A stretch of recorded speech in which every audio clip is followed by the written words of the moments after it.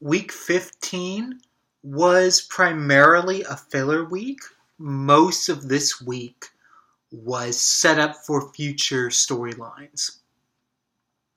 Okay, let's see where to begin with this episode. Claudia is so distraught over the fact that she can't find her daughter because Matthew just left. And really, those characters didn't really fit the show.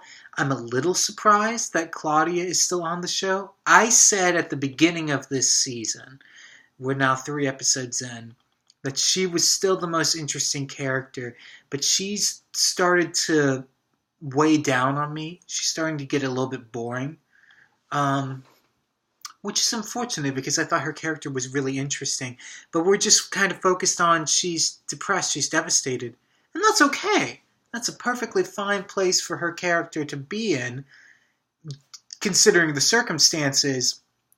But that's really the only thing that's been going on, and they kind of feel the need to constantly remind us of that. And we don't really need to be constantly reminded. We remember how she's doing.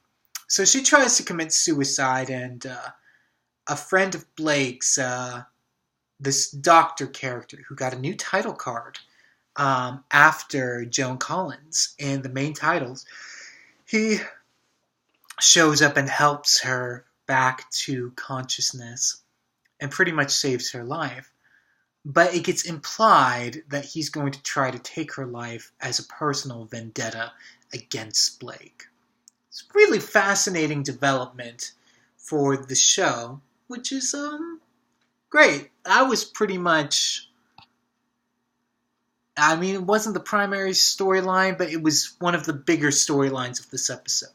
Another thing that got established is that Blake wants nothing to do with Steven and considers Steven to be deceased in essence, and so he takes Steven out of his will. Now, Alexis hears about this and thinks that Steven should get back into his good graces to get the money. And Steven's like, I don't care, I don't want the money. Is that the only thing that you care about is the money? Blah, blah, blah, blah, blah. All of that trash talk, you know? And the whole emphasis on Steven is Blake's son gets really hardly pushed, very, very hardly this episode. And it gets intensely hinted at. I think finally outright stated that Fallon is not Blake's daughter. Which is an interesting dilemma that we find ourselves in. Is Alexis telling the truth? I don't know. I have no idea where this show is going to go. Prediction, I'm going to say yes. That is true. But they might not be able to prove it. I'm not sure, or there will be something will be, is she really my daughter? Can I really hold on to her anymore? Blake's commitment to her is going to be tested strongly. That's a prediction I'll make for the future of this season.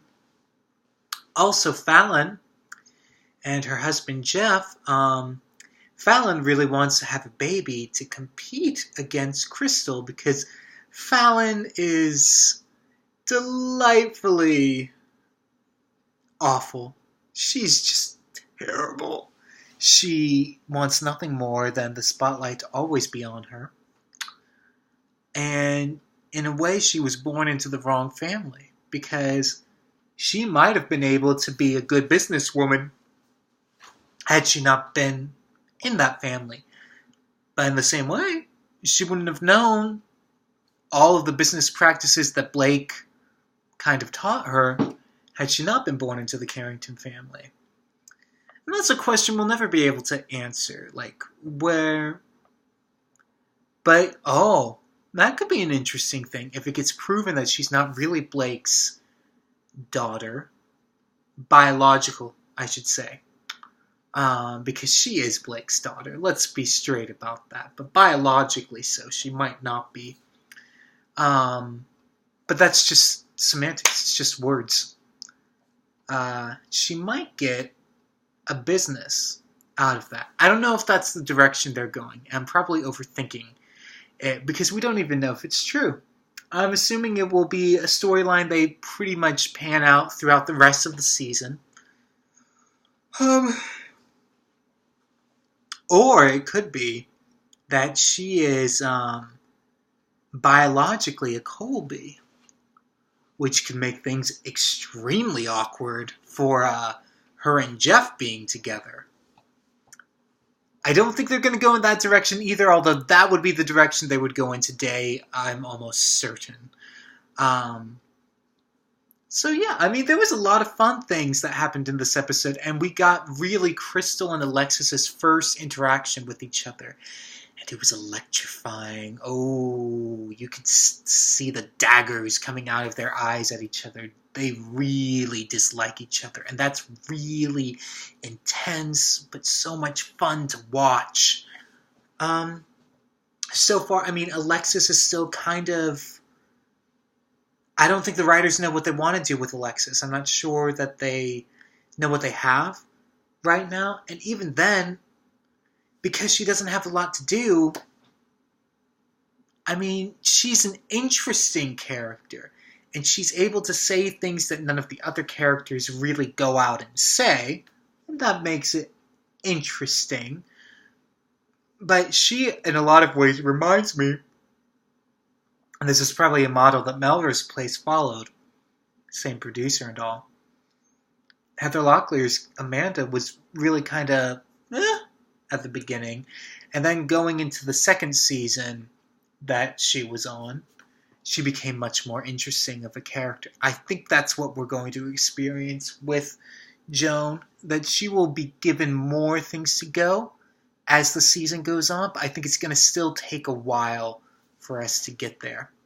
Am I looking forward to this upcoming week? Sorry for the lateness in the video, but it is still in before the next episode aired, so I'm going to give myself some slack, and it was the holidays, so I was busy doing other things.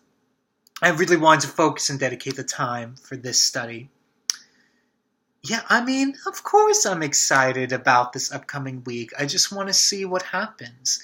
Dynasty has been pleasurable because it's been done in this way. I don't know if I would have the same affinity for the show that I do had I not done it this way. Had I done it in quick succession, it would not have had the same, ooh, I'm excited about this upcoming week.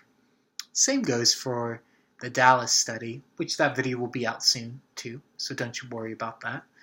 But anyways, I hope you come back with me next week, well, really this week now, for another bout at the Carrington Mansion.